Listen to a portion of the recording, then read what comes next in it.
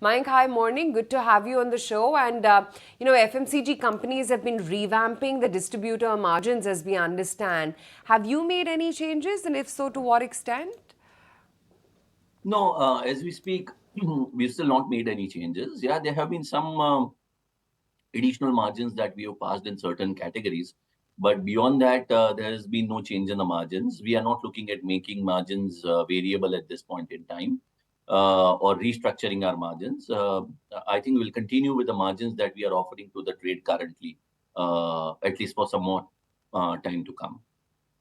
Wanted to understand, Mayank, are there any specific categories that are seeing a change in distribution margins, or is it coming in across the board? And with this, how much would the efficiency of the company overall improve? Yeah, so in certain categories, yes, there has been increase in margins to the trade, primarily because of the cost of servicing market going up. So categories like snacks, which are voluminous, where if you're talking about working in sales and doing calls at retail outlets, the cost is increasing because of the voluminous nature of product. That's where I think there is some increase in margins that's happening to trade, especially distributors, authorized distributors. But otherwise, largely for the larger part of our offerings, the margins remain same. But tell me, Mayank, because you would definitely have a handle on this. Over the years, there is a trend where general trade revenue concentration is now reducing. Do you sense the same? And do you think this trend is going to continue? Yeah, from about a decade back when general trade used to contribute almost about 95% of the total business, more than 95% of the total business. Today it is about 87%. About 10% comes from modern trade and 3% comes from e-com. Both formats, a pure e-com format as well as quick com format. That way, if you look at the concentration of general trade, that has gone down from about 95% plus to 87% currently as we speak, and it's going to continue to probably go down as we see surge in orders on QCom and QuickCom and eCom, and as we see more and more people going out and buying from modern trade. So those channels are going to improve their contribution over a period of time, and hence GT. But as we speak, at least for I think a decade more, we don't see importance of general trade going down or not being significant. So even in, let's say, next 10 years or so, we are expecting general trade to contribute, given the sheer size of it, the sheer presence in the market of those outlets. I think at least two-thirds of your total FMCG contribution would continue coming from general trade over next decade. Now, this is for entire FMCG. It may vary from category to category. There are certain categories which are indexed higher in terms of modern trade contribution. They'll continue to grow significantly in that chain, modern trade or e-com or quick com.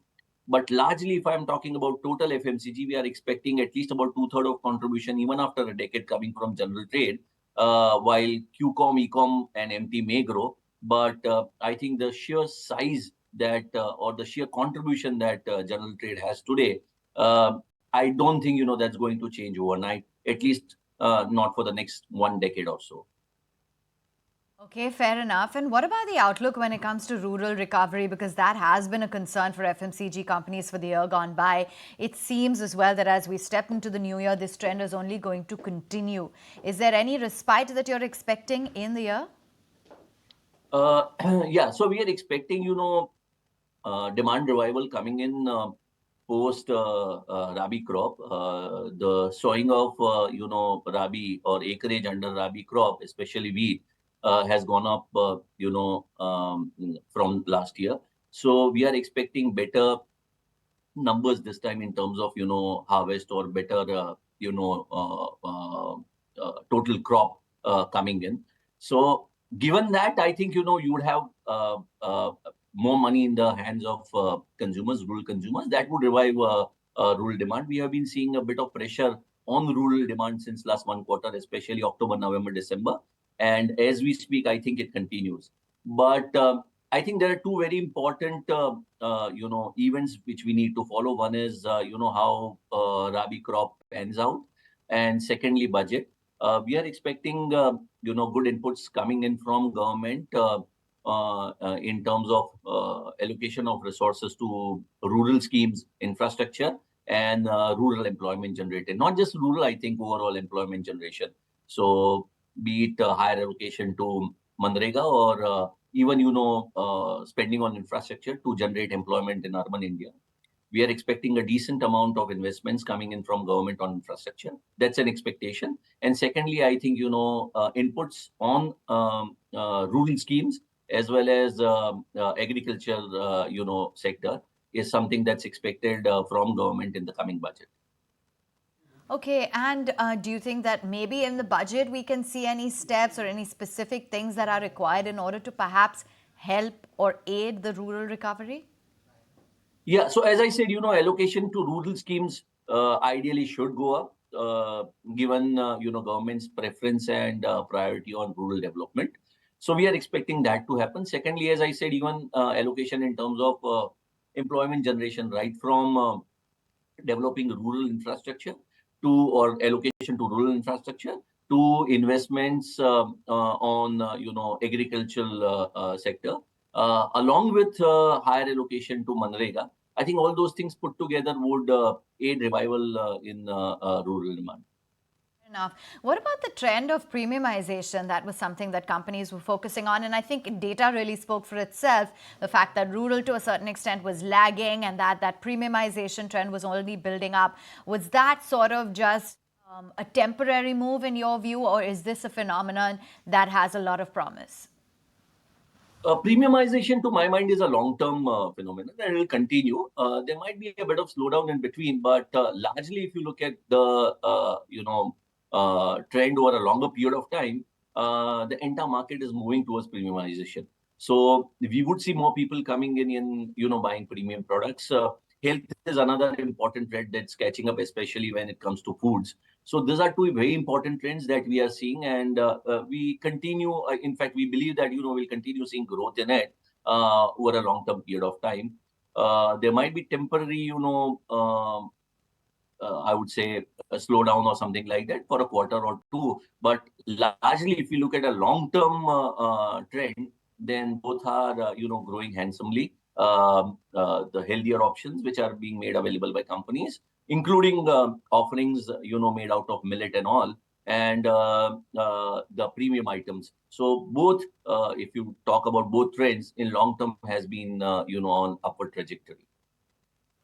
All right, so just walk us through your overall analysis in terms of whether or not a K-shaped recovery is going to continue to be the theme. Is the best for FMCG yet to come, or is the best behind us?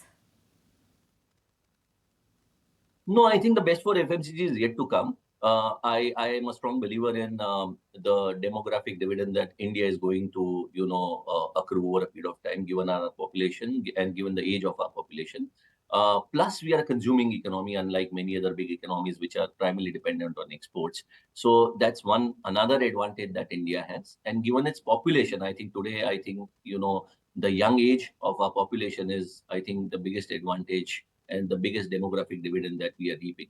And given that, I think, if we benchmark our markets with some of the developed markets in the West, I think we would see further penetration-led growth as well as consumption-led growth, both in many categories. So I think FMCG as a category or, as a sector is only likely to grow. And I think, the best time is still to come. You would see that happening in the next decade as income levels rise and as, we see younger generation starting to consume more and more of FMCG goods. Your time, Mayank. Thanks so much for taking time out and joining in and giving us a view on the FMCG sector and what the road ahead looks like.